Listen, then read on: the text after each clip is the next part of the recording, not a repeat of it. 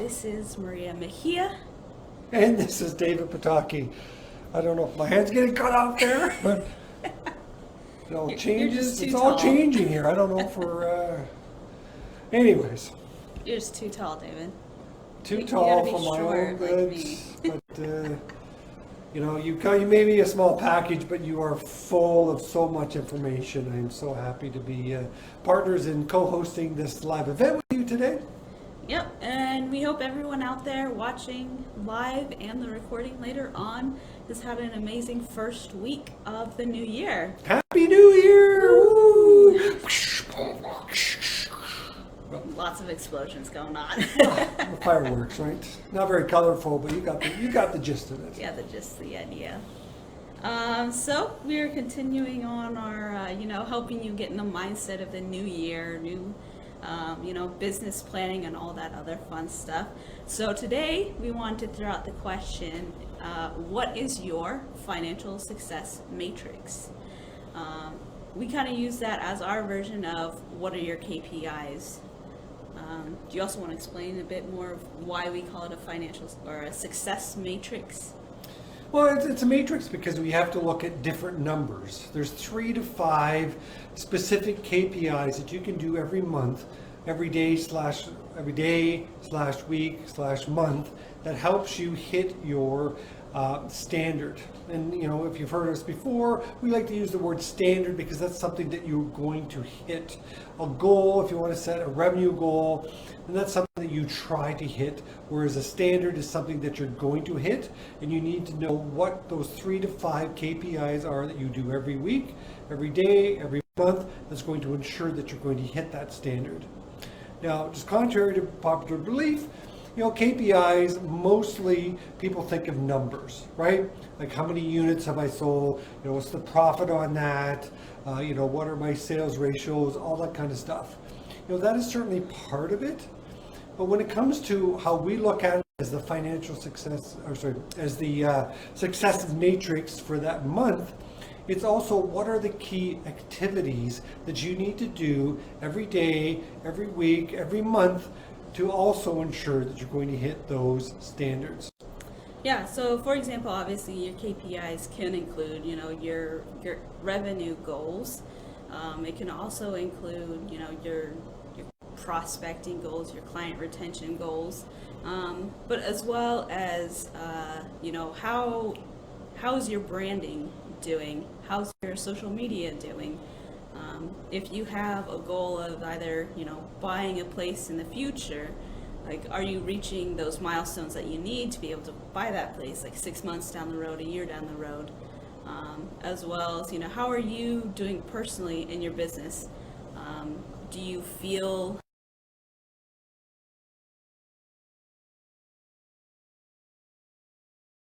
a step back and the business will still run?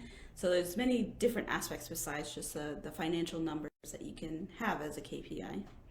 Right, and the we've been starting to say this year just to make it as crystal clear as possible. So if you don't know where you're going, any road will get you there. Yeah, that's worth saying a second time. Just let it sink in a little bit. If you don't know where you're going, any road will get you there. So what we're challenging everyone to do out there is get a plan in place. Best way to grow is to have a written plan in place, black and white, that you can look at, that you can see right there, and that you can stay on target.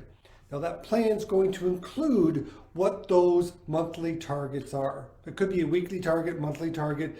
Definitely you start with the yearly target. So if you are at 200,000 this year and you want to be at 250,000 at the end of this year, what does that look like? Break that down into monthly standards, okay? And then so we're at that. We need to earn revenues of, let's say it's $50,000. Then you go, okay, so what is it that you need to do to make sure that you're going to hit that standard of $50,000 for that month? What activities do you need to do? What are the numbers you need to be in track of? Like if it's a retail or if it's an online business where it's all retail, you have to look at the number of units that you're selling. So in order to sell $50,000 worth of product, how many products is that? So you break it down to that. So if you have to sell, let's say, 5,000 products to hit that $5,000, then you need to make sure that you're tracking that on a daily basis to make sure. But also, if you have to sell those, what did I say? Products. 5,000? Yeah, I think. Those 5,000 products, sorry. In order to sell those 5,000 products, what do you need to do every day to make that happen? Is it a social media thing? Is it an AdWord campaign that you're working on? Are you networking? Are you, what is it there, the activities? Are you calling people? Is there an email marketing campaign that you need to make sure is being effective? Those are the types of KPIs we're talking about.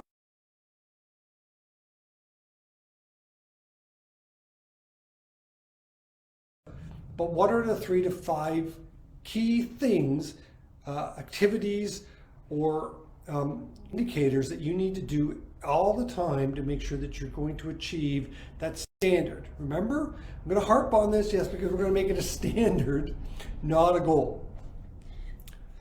Yep. So something that's non-financial and a bit less on the number side is, okay, so at the end of the year, you want to be known as the expert in your industry, in your area. So I'm just going to use myself as an example. So I want to be known as, the accountant, the bookkeeper, the tax preparer in my town. So what am I going to do throughout the year, throughout the months and the weeks to come? What am I going to do to be able to be the known person? Well, I'm going to go to, 2 to 3 different networking meetings every week and make sure that people know who I am and I get my name out. I'm going to reply to all inquiries about bookkeeping or taxes at least once a week, that way, and give out some tips and tricks to those people. Do Facebook Live? Do Facebook Live, I'm already doing that. So yeah, having that social media on your business page.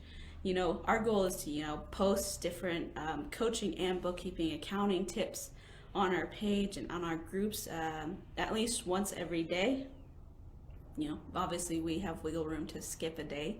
But those are our goals. Those aren't like financial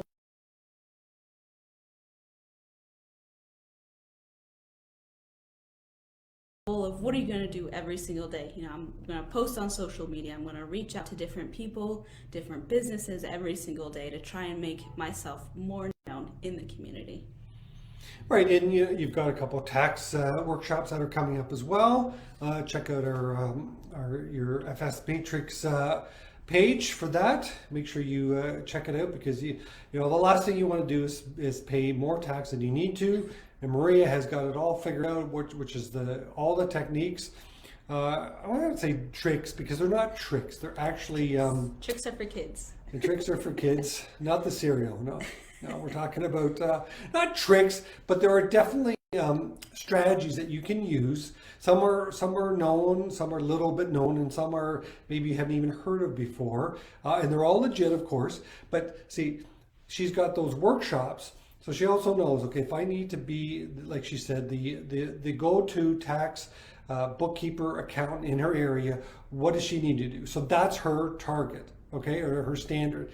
I'm going to be that. So what do I need to do on an ongoing basis to do that? So she's able to break that down, and that becomes those trickle down numbers or matrices is what we call the success matrix. As long as you're hitting those are things that you can track as you're moving along to make sure that you are going to hit the standard that you set for yourself. Okay, so what are some other matrices, some other aspects of the matrix?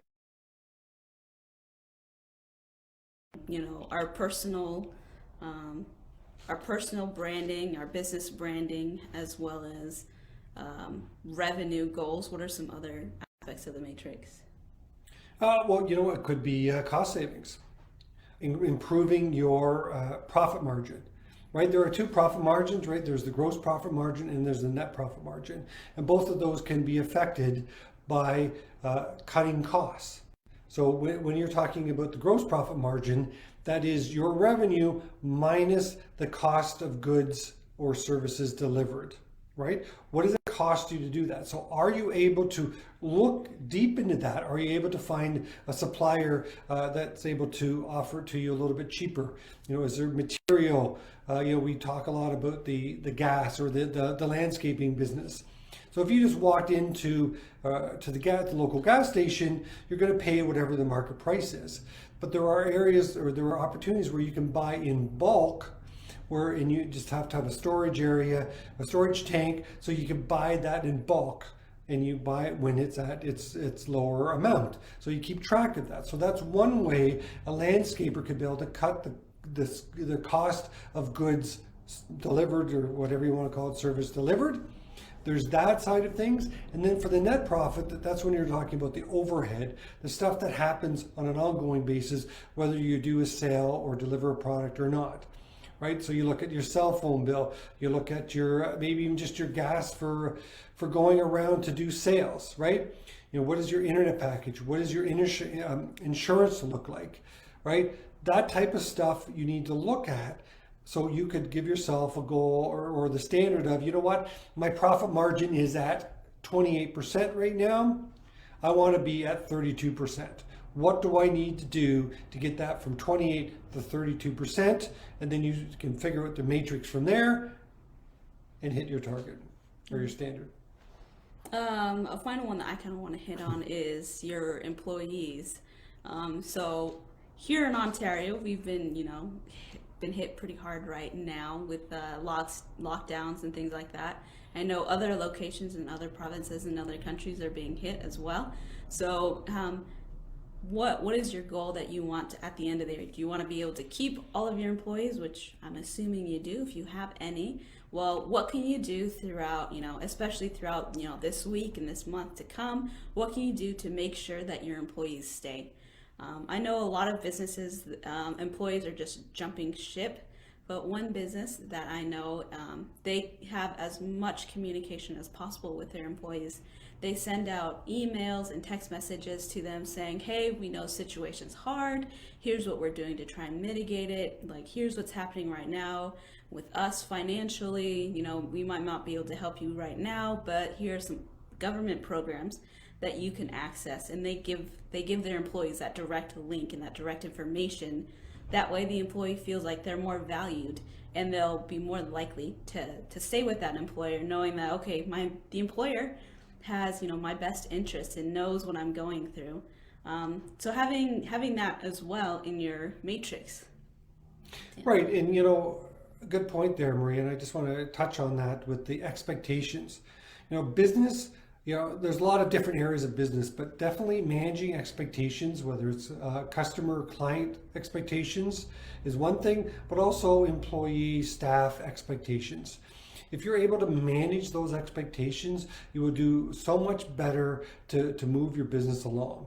When it comes to employee satisfaction, as long as you understand what they're going through and understand their expectations, and you have to communicate. That's the only way that you're able to understand their expectations. And but believe me, you can't just go, well, I wouldn't expect that, so they shouldn't expect that. Guess what? No.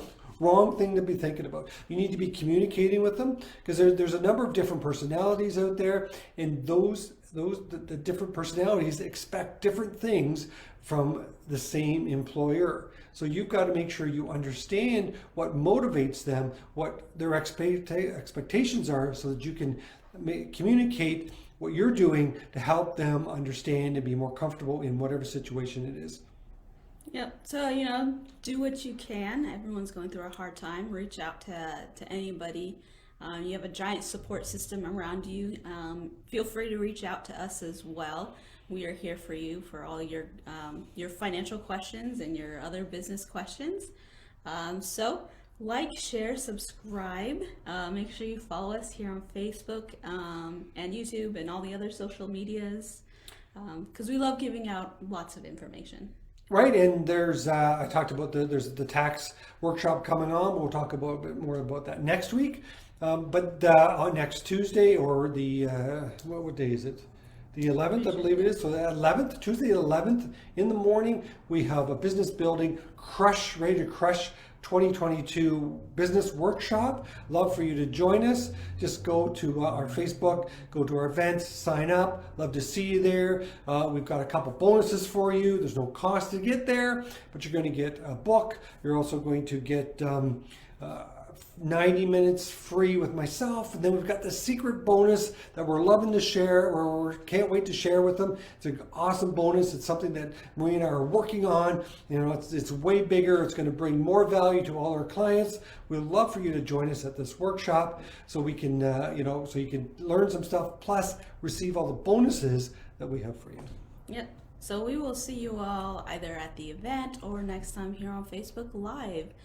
Or if you feel like listening to us for a much longer period of time than 13 to 15 minutes, you can look up our podcast, The 5% Club. We are on just about every single one, Apple Pod, Spotify. All those fun things. Yep. So follow us. Right, and just remember, success is easier than you think. All you need to do is ask us.